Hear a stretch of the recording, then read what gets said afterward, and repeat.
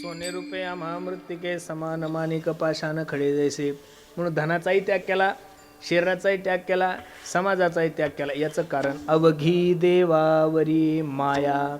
आणि ज्यांचं अवघं प्रेम देवावर आहे, संसारातल्या प्रत्येक गोष्टी त्यांनी तृणवत समजल्या. अभंगाचं दुसरं चरण. नाही प्रमाण